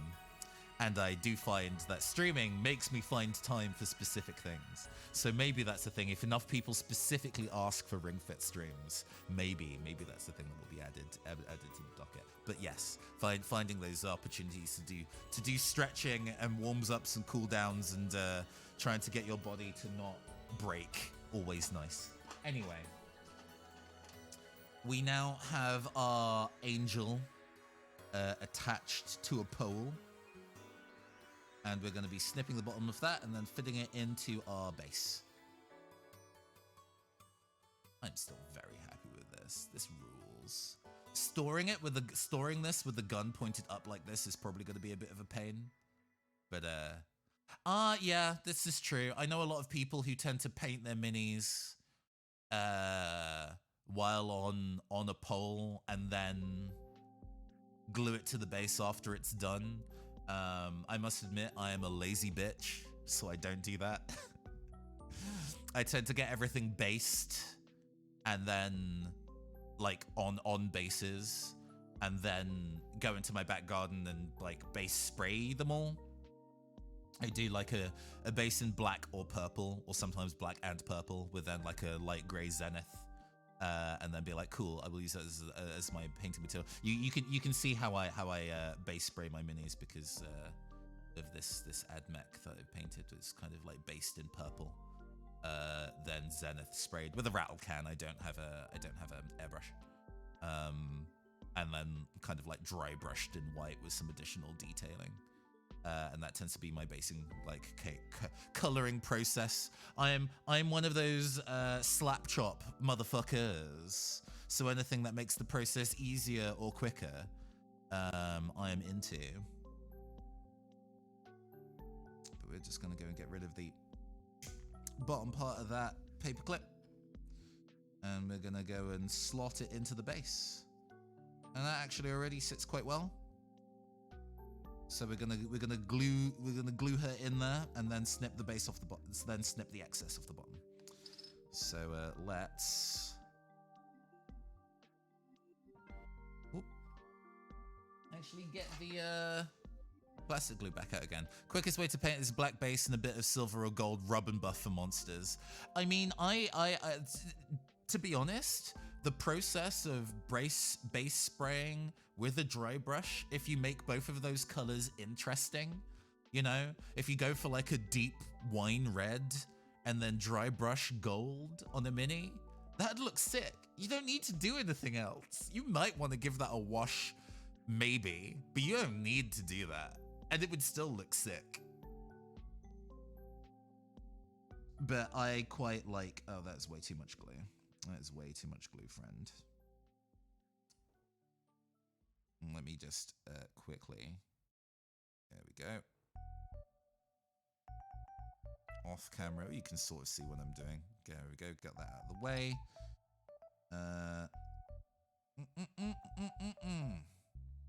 So we've got a bit of the long hold glue there, and then we can use some of the super glue to get it to set. For big groups, you need to do that. It's the most need for that week is the easiest solution. True. I wish I was getting to play tabletop RPGs that required minis and stuff on the regs in person, because all for those who know me, you know that my you probably know that my tabletop habits are mostly web-based or entirely web-based, right? But I do feel envious of the people that get to play in person on a regular basis, and all the benefits that come with all those tools of being able to play in person. I'm just gonna go and hold here. Get it to sit in place. Okay. Ooh, she wobbly, but that's okay. Her being slightly flexible is probably a good thing, because then it means if I bump this, it's not going to immediately break. The body being out of a flexible plastic is probably a godsend, to be real. Lost Valley DLC for Solasta. Solasta has been in my to playlist for a really long time, because it's one of those games that kind of I played through Divinity Original Sin 2 with a group of my friends. Oh, I've played it. Sure. Yeah, I played through Divinity Original Sin 2 with a bunch of my friends off air, and it was like, it took like 100 hours to beat the thing, and by the end of it, I was kind of fucking sick of that game, to be real. But it was such a cool experience of kind of seeing how people were really taking like a tabletop RPG experience and making it a very video gamey experience. Collectively, it was nice. So Solasta has been the kind of like, oh, eventually I'll return to that kind of game when I can get 3 friends who all want to play it with me and they're in a time zone where they can do that. One of the people in that group that played Divinity with me moved to Japan, which made time zone stuff fucking impossible. So maybe when he returns, it's something that we might resume doing. But yeah, Solasta is on the list. I'm very excited to play Solasta. I think they because it's like uses the 5e SRD, right? Yeah, it's simpler than the Pathfinder games, but it still kind of takes those broad bits from Pathfinder and Dungeons and Dragons, and they recently introduced a Bard class, and I want to be Bard. I want to be Bard so bad. I don't care about any of the other classes. Bard is the only class in D&D that's great. I love Bard. So I'd be very, very excited to be that. Very excited to be that. Right, let's go and clip the bottom. me angle this to the so the flung bit of paperclip doesn't go into anybody's eyes. Important. And then I probably need to go and super glue the other side of this as well, actually, just to make sure it stays there.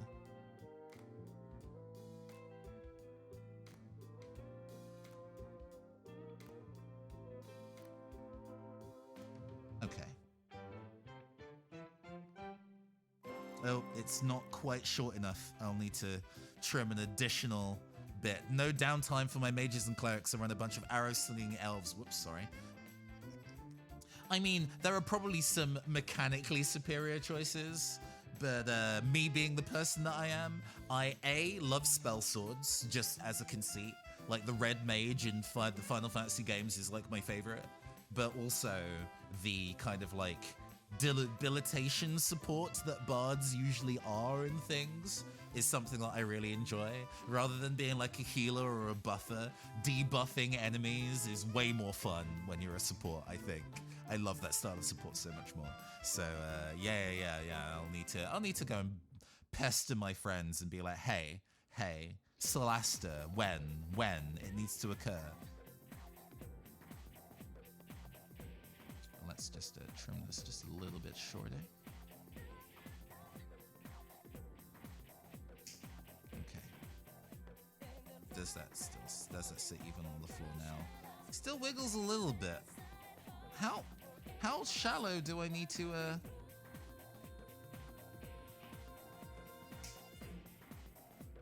There we go. Got it. She lives. I like CC. Oh, crowd control and giving advantage. I mean, yes, in the way that D&D works, advantage is absolutely everything. You are exactly right. Throwing the little bits that we no longer need away, because they're not going back in the bits box. They're just tiny scraps of plastic now. But that looks really cool. That's turned out really nicely. Right. Since this has turned out, why roll 1 dice when rolling 2 is better? Hey, if you're that fat, if you're like rolling more dice better, I'm surprised you don't play Shadowrun, because Shadowrun is all about rolling more dice equals better. Rolling absolute tons of dice. Actually, is there going to be a wire connection piece? So I still have I have the remaining other pieces of the agitator and propagandist bits from Necromunda, so there might actually be a cable in here that I can use. Let me double check. Because I'm pretty sure I wasn't able to find one, but who knows?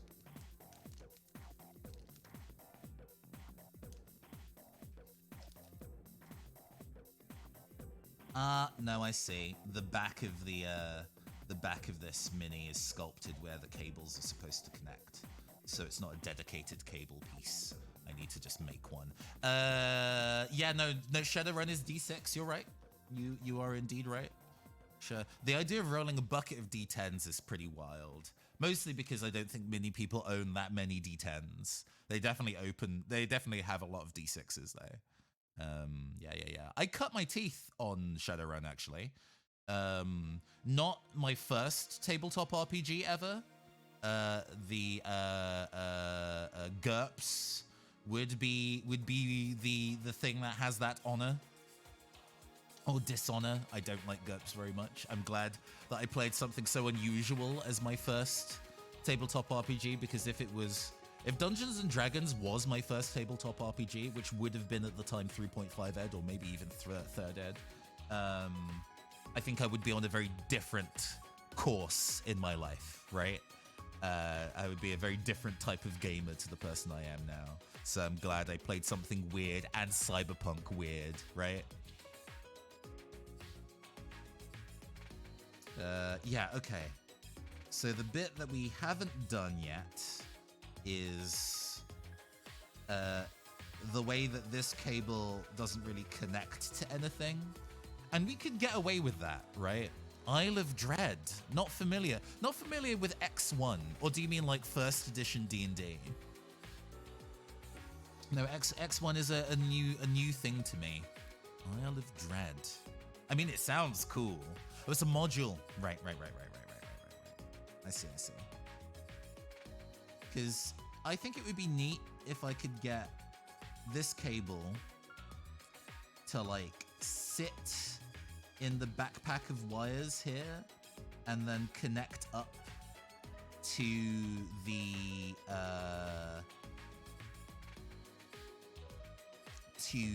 to the screen, but I think that might be beyond my capabilities, short of like melting and bending the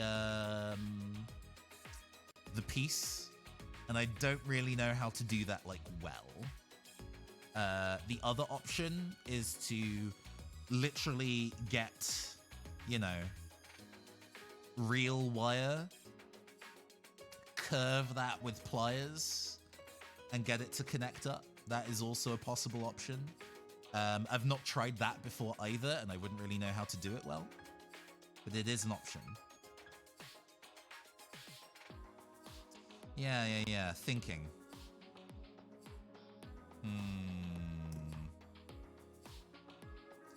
Because yeah, it'd be cool to do. I just don't necessarily. We're starting to reach the limits of my crafting skill, so I'm like, oh, I don't know if I trust myself to do this and not ruin the thing that we've spent literally like 2 hours trying to make. You feel me?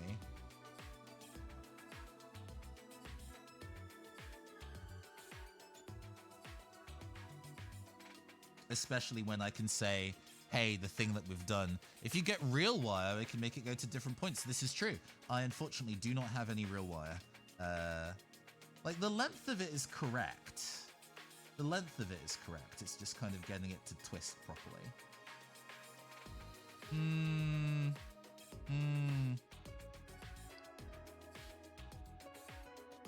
So I would have to separate this part of it from, which, that's okay.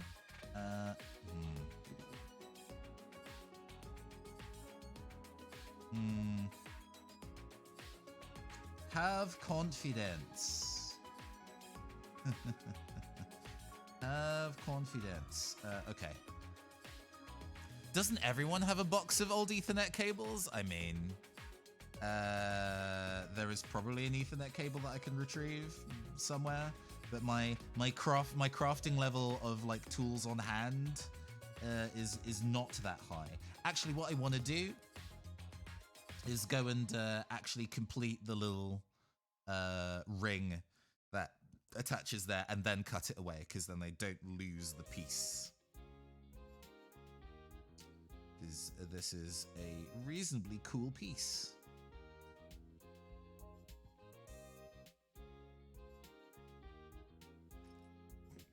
Yeah, this is from the you're right, don't worry about it. This is from the like Electro Priest kit. I couldn't remember the name of the unit, but yeah, it connects up as a full circle like that around its wrists. It's very cool looking. But this could still probably be used in a future project, right? So let's go and give it a dab of plastic glue, so it will hold. Where is my plastic glue? Is here. Here is my plastic glue. Plastic glue has arrived. Ooh. Opening the plastic glue is apparently its own challenge. There we go. So we're just going to add a little bit of glue there to get it to melt. And a little bit of glue here. We're not going to glue both ends because it means I can still pull it open after it's set.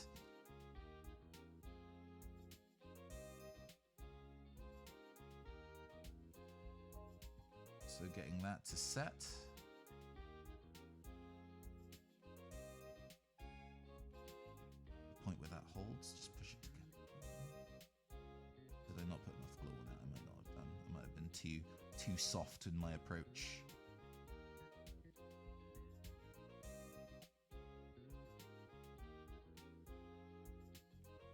soft in my approach, I admit. But that's okay. Alright, cool. And with that there, I can then hopefully be able to cut it off the cable without feeling like I am going to immediately lose the piece in the ether.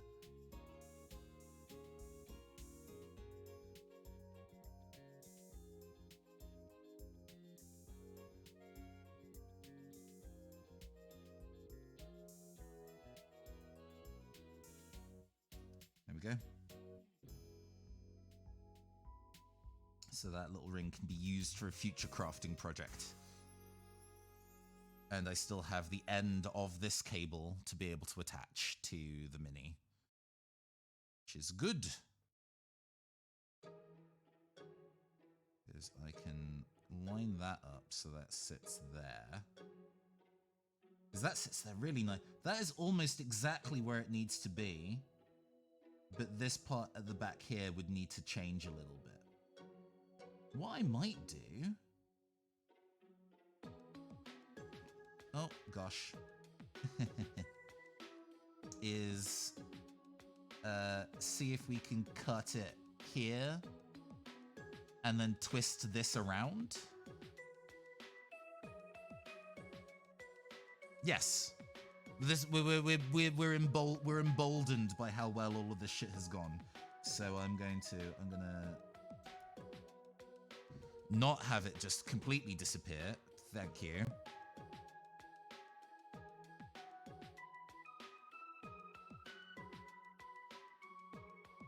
I'm feeling good about this. This is going to be tricky to get it to sit. But if we can get this to work, it's going to be absolutely badass.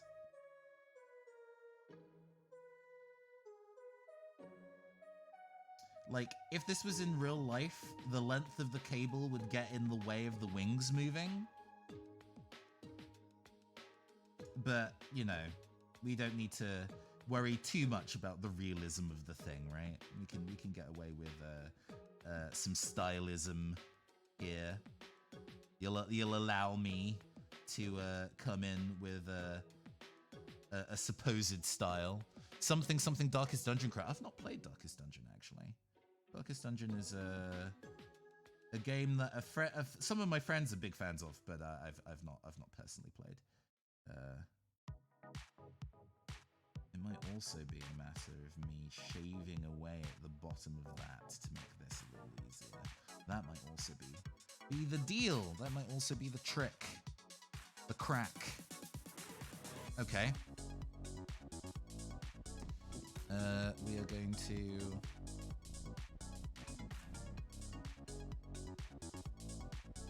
Actually, this might be a craft knife deal more, and this liquid, the liquid plastic glue can go over here out of the way a little bit. Ooh.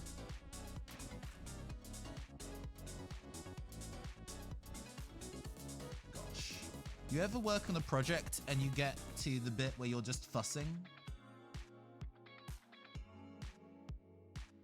Where you're like, hey, you know, technically the project's done. Technically I finished the thing that I'm working on, but it could always be shinier.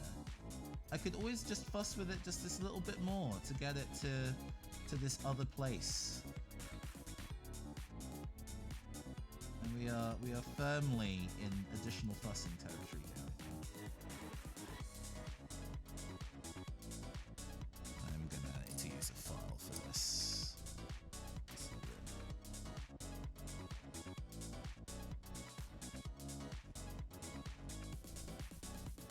Especially because everything else in this went so well, right? I'm kind of like, hey, everything else in this ruled, so I feel emboldened here.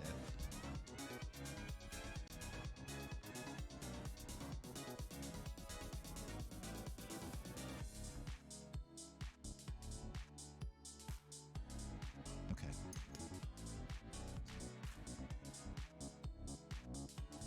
And there's always the potential of actually changing which way around it all connects as well.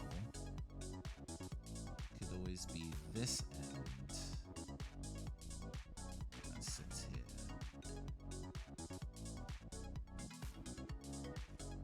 Oh gosh. fiddly. So fiddly. Oh no. The urge to not paint and detail with full leaf grows the more paint to detail with full leaf grows the more cyberpunk it is. I mean, yeah, trying to do the metallics and stuff is definitely its own process. I am much more of a fan of using metallic paints than not. I understand the technical accomplishments of non-metallic metal. Counterpoint, metallic metals are pretty.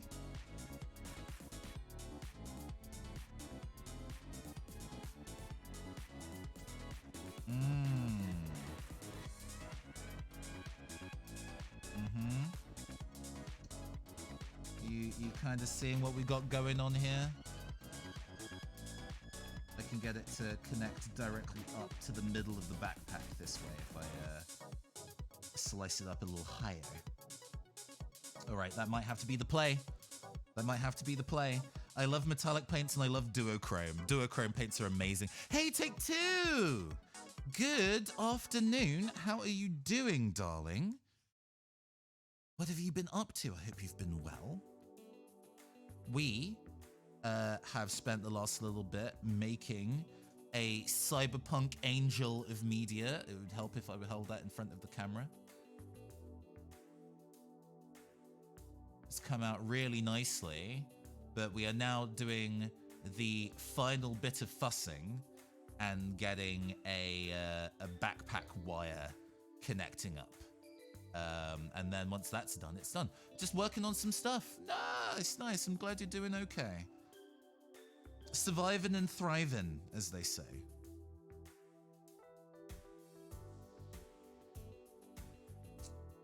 So that might be a Clippers deal, just to fully remove it.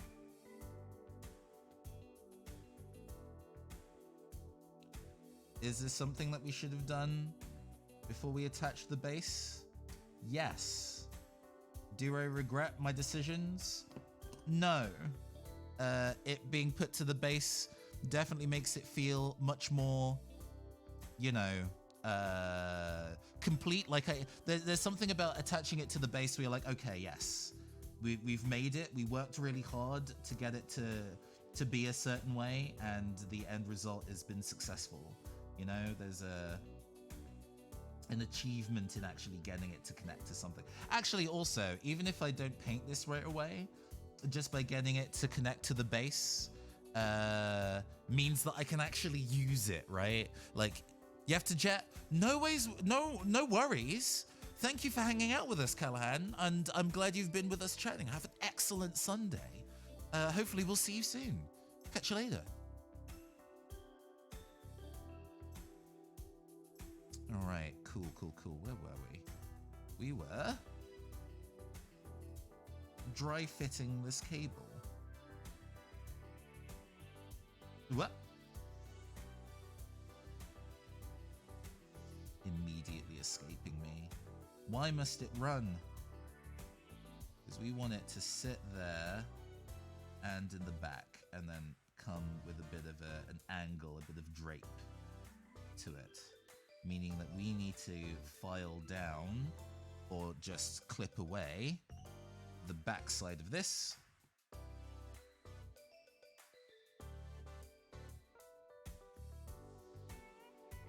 In fact, we can use the file for that.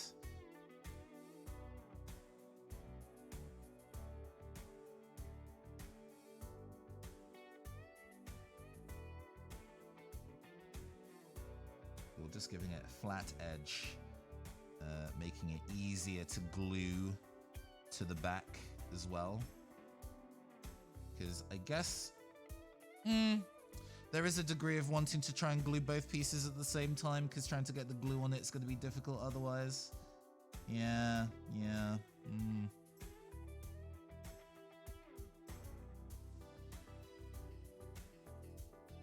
Okay, all right. Continue working at removing this excess cabling at the back of the hand here that we don't need.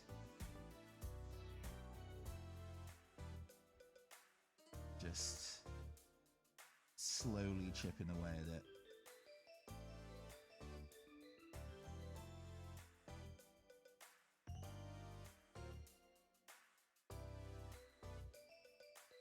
Okay.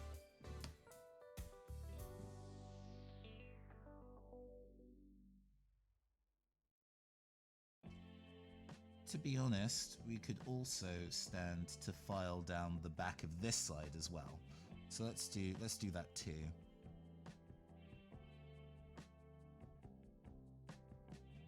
Because this back part doesn't need, also is going to be hidden and glued to the mini. So keeping this as an attachment point.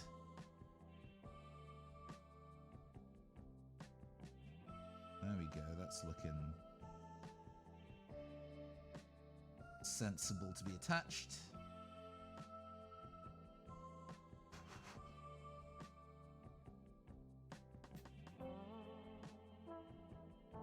Yeah. Sick. Okay. Ooh, okay, right. One more bit of dry fitting so we have the game plan.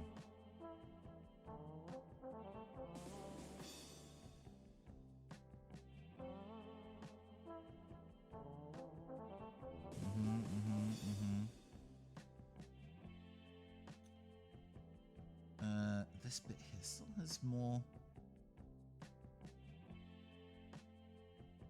I'd love to kind of carve out. Well, this might be a thing that we can use the file for. Thin file.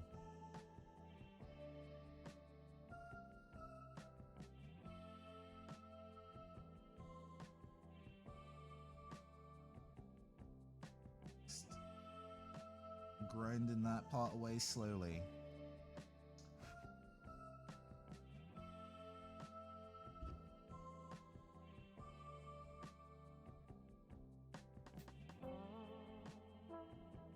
Looking much more promising.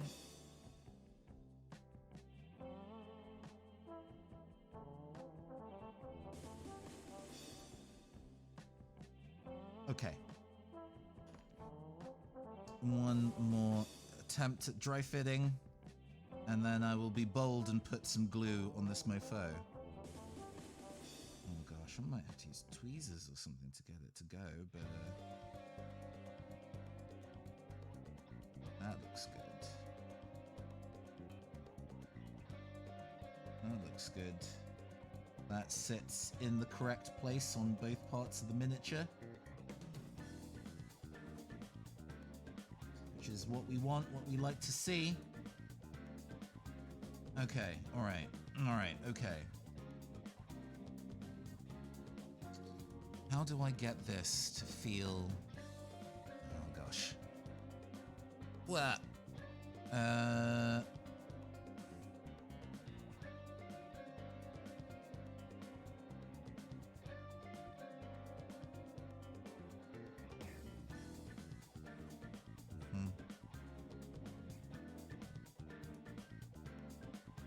Okay, alright, okay.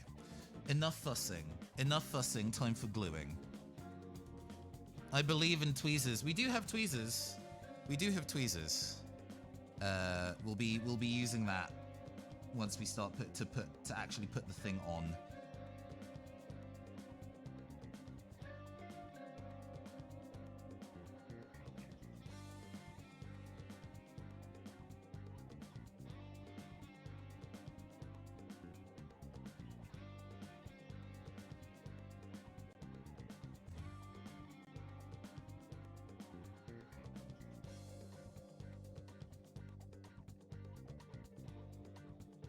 Okay.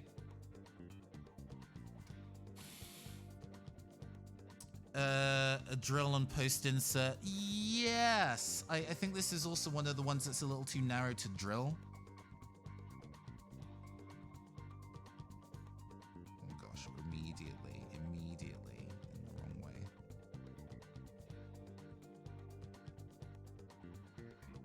No, I'd rather it to stick to the mini and not my fingers.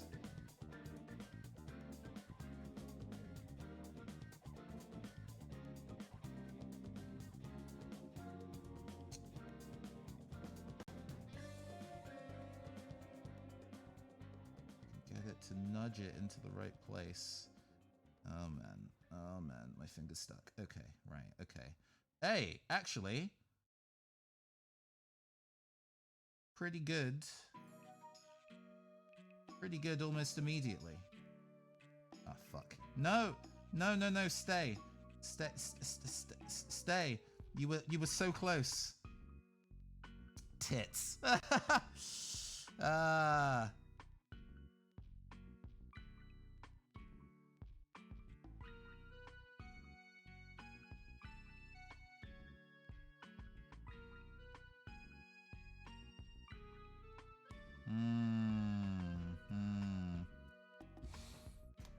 My hands are huge. I just have very large hands. I have very, very large hands in general, so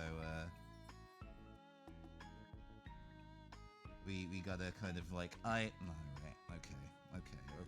okay, all right, I understand.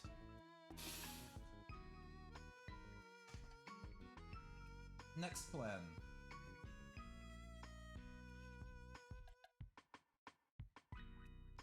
Using the funny plastic, well, stay. This does need a weighted base on it. This glue is... There we go.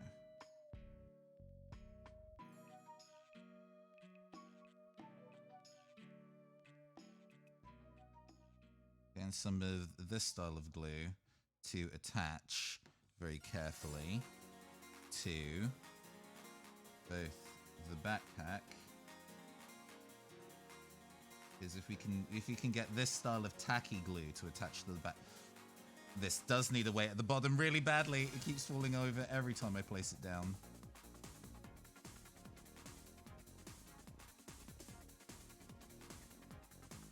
And then also to this bit.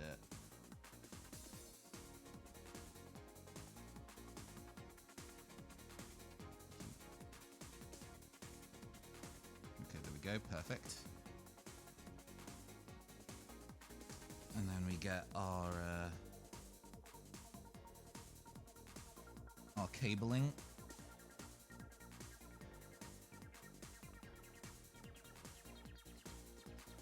Green stuff epoxy, yeah. I do not have any epoxy on hand.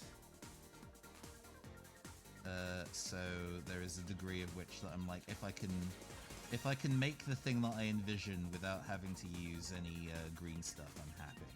Because it's less resource intensive for me to not use. And hey, we got it there.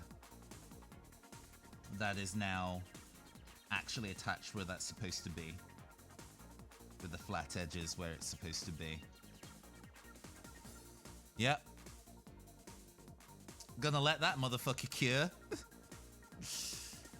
Oh, I'm sweating. I'm genuinely sweating.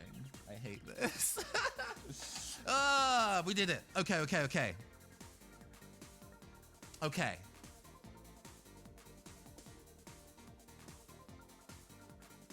Now. Hey, we got it. We got it. Do I add some of these speakers? Thank you very much. And thanks for hanging with me as I put this together. Oh, the speaker's a bit too big, actually. Looking at it like this, I don't like how big it looks. Trying to, because we do have scattered smaller ones that we can use.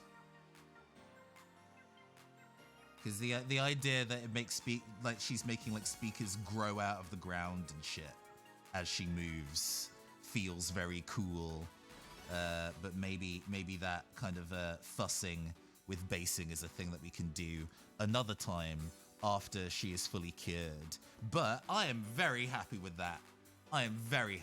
Let me get one last nice shot for the camera so we can see how she's come together.